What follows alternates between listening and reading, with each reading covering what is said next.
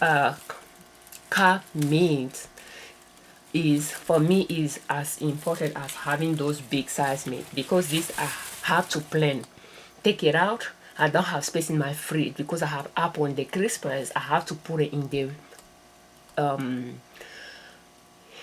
sink, occupy one sink with it, and overnight, and then sometimes during the day I'll be able to open the bag, season it, and then put it in the oven and cook it. And then it'll go in the fridge.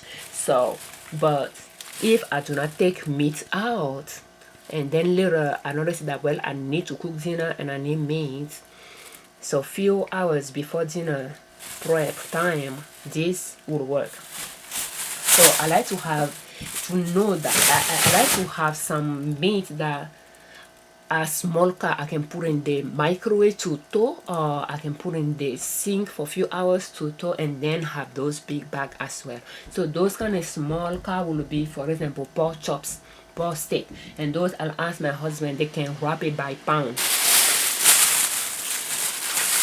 And this is an example. And when they are on sale, we will stock up. And I believe this one is 99 cents a pound. So 99 cents a pound, and we got a lot of it. But I'll go through those very quickly when we have them, and I will cook like 3 of them at once for our meal, and have a little bit of leftover sometimes for the next day lunch. And you can see more of those, and they came from Walmart. So you know, when you shop in those stores, you can pass by the meat aisle. When those meat will expire, they will mark them down. You can just grab some, but it requires planning so that you do not go over your budget. It's not because the meat is on sale that you will spend a lot that month and go over your grocery budget. For that reason, I like to take that dollar amount that my grocery budget is out. Even if I spend less that month, I have the remaining to keep in an envelope aside. So when things goes on sale, I have that money to spend on it. That way, some month, yes, I spend more. Some month I spend less. But it does not affect our checking account, because I always work with $300. Like, I always take $300 out of the checking account. But some month I might spend less, and some month I might spend more. And here we have ground beef. Sometimes there will be 10 pound cube, but this one is 5 pounds. So, and they tend to be less expensive than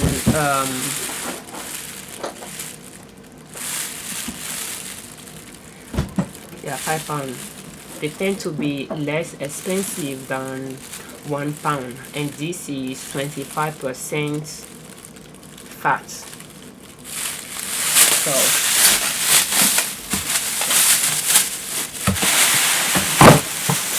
and having the meat in bags is kind of easy for me. When I have a lot of them, I can just leave the bag and put them on the floor, and I'll get to the bottom very quickly. And I like to have excess bags so that when I want to take some and put in the bag and put in the sink, I have some bag to work with. So yeah, and when I come here, I will look, and then I'll let my husband know that we do not have a lot of meat on hand. Therefore, we might need to stock up. We have some bacon here.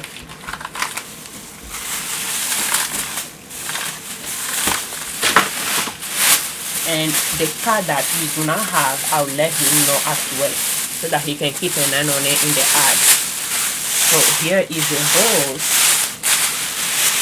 and those are things that it takes a while. It takes a while to sew. Therefore, you have to plan ahead of time and take it out. If you put in the sink, you take it out the night before you go to bed. So, and that's shoulder rolls. And they do go on sale. They used to be like 9 cents a pound when they goes on sale for us to stock up, but now they don't go that low. Therefore, we don't even know what the price should be for us to stock up on those. So when they goes down a little bit, we purchase, because I just come here and I know that, well, I don't have small pieces of meat like chops, for example. I don't have a lot of those, and I have 2 bags of chicken, and then I have 1 roast, I have 5 pound of ground beef, and yeah. So, and then I'll bring it to my husband's attention that, well, I think if chops is on sale, we need to stock up on chops, because we do not have those meat that is very quickly for me to make dishes with, you see. So that's just how I do my calculation. So, and this freezer is, I like to keep it just meat related, but yes, when other freezers are out of space, something can come here, or when the meat freezer is full, we can put some in the other freezer as well. So let's take a look at the other freezer. So when you are trying to build your food supply on budget, I would suggest you look into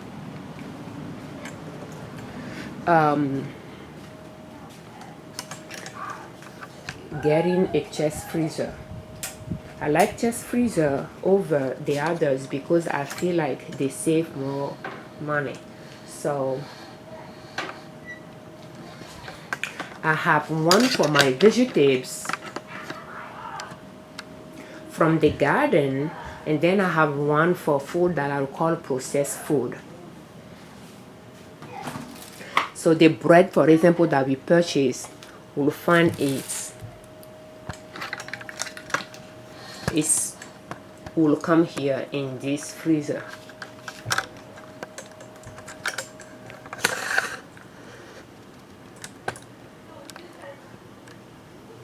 If ice cream is on sale, they will come here.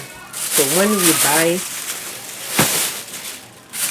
fries that I was talking about, that you saw in the list before, 2-pound bag for $2 something, and we just fry it. And frying them go faster than cutting potato and putting it in the oven to make steak fries that I like to make out of those. So that is something I budget as well, and some month I'll buy some of them. In the past, I have not fried them often. I will just do it during holidays, but this year I found myself doing a lot of fries because it's a quick meal for me to put together, and I don't know, I will do it. So you just have to see what is available, what you want to use to cook with.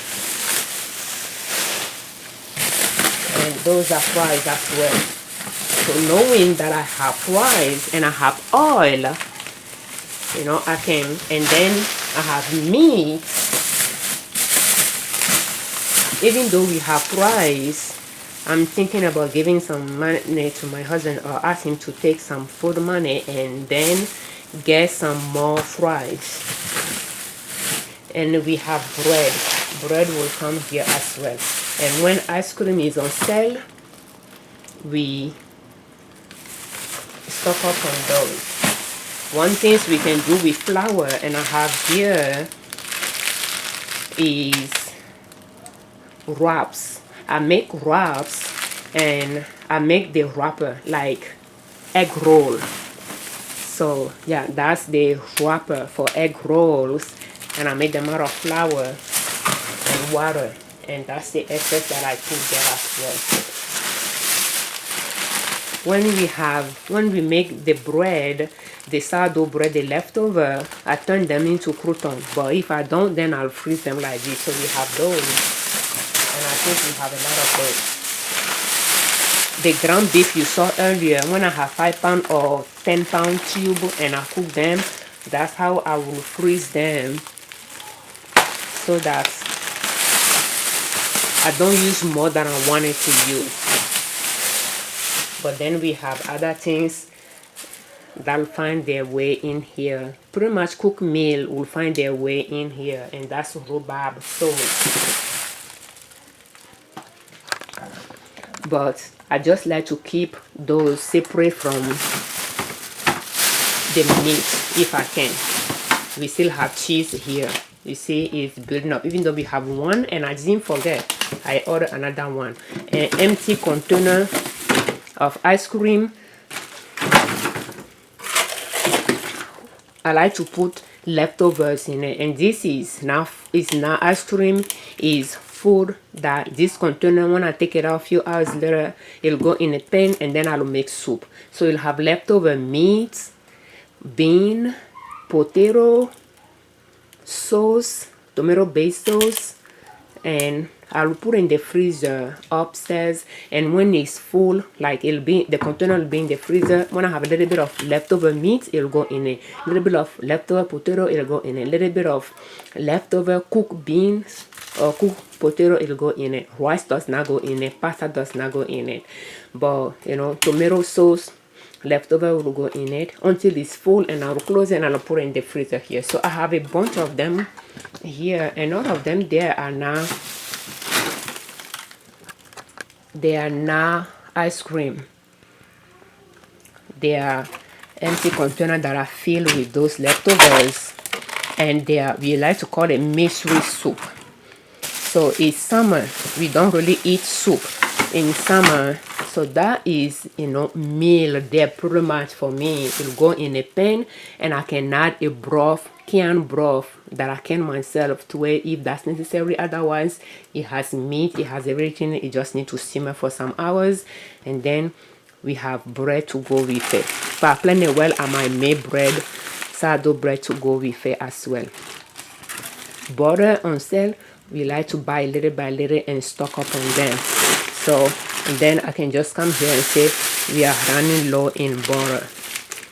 And this is just grape from our own property. So you'll notice that on my list, I do not have vegetables. Not really, because we grow those ourselves.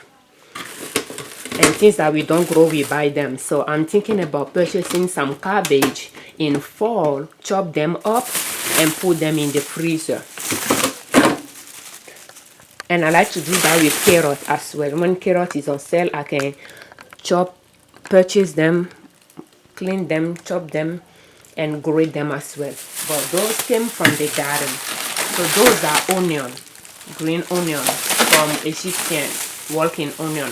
You can see those back. So I will harvest things from the garden, process them, and they will go in this freezer. So I have my vegetables here, and that's the same way I'll do with cabbage. When I clean it, chop it up, I'll put them in the freezer bag and put them in the freezer. That way I can use it to make stir fries, add it to my cooking. So pretty much. But I think cabbage will be available more in fall. So I'm waiting on that. But until then, when I need greens, I just go in the garden to harvest greens. And I have videos to share how to grow your own food to save money in groceries. But yeah, that's what we do. So here we just have a lot of things from our own garden. And this is currant that we harvest from the garden. It's a fruit.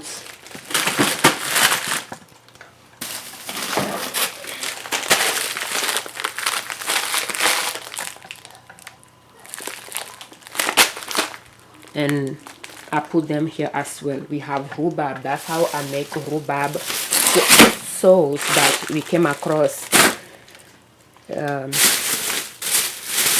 we came across. So I have some here as well.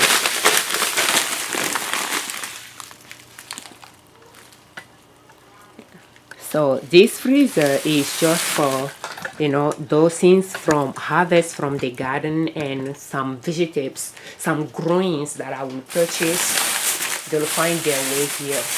And I just like to bag them so that I have like rhubarb to be in one bag. Once that bag is full, I'll take another bag, have rhubarb in it. That way when I lift those bags, I can get to the bottom very quickly. That's just a simple way I do those. When I buy green pepper, I would freeze it like that. When you take it, you rinse it, you can grate it easily into the food you want to. Sometimes I will chop it up and have it in the bag as well. Some other time I just leave it like that. And this is cabbage, so that's how I will make my cabbage. So having it like this, I don't let my greens go bad in the fridge. They go straight in the freezer, and when I need it, I'll just get to them. And when you freeze it flat, it's very easy to just break a chunk and add it to whatever you are cooking. So I will purchase more cabbage in fall, chop them up and put them in freezer bag and have them here, so that we have more green. If I don't harvest more green from the garden for winter use, cabbage will be the one I'll go to. It'll be less expensive than kale, collard green, and spinach. So I'll see what I'll harvest from the garden first, and then I'll supplement it with cabbage. And this is sourdough crouton that I have here. Each time I make bread, we have sourdough croutons that I'll make out of it, and I'll just put it here. And those are great snacks as well. So that's how we build our food budget, our food supply on budget. It takes time. You just have to be doing it a little by little, and over time your supply will grow. You don't need to go over your budget to reach that goal. You just need to have a plan, and every month trying to spend less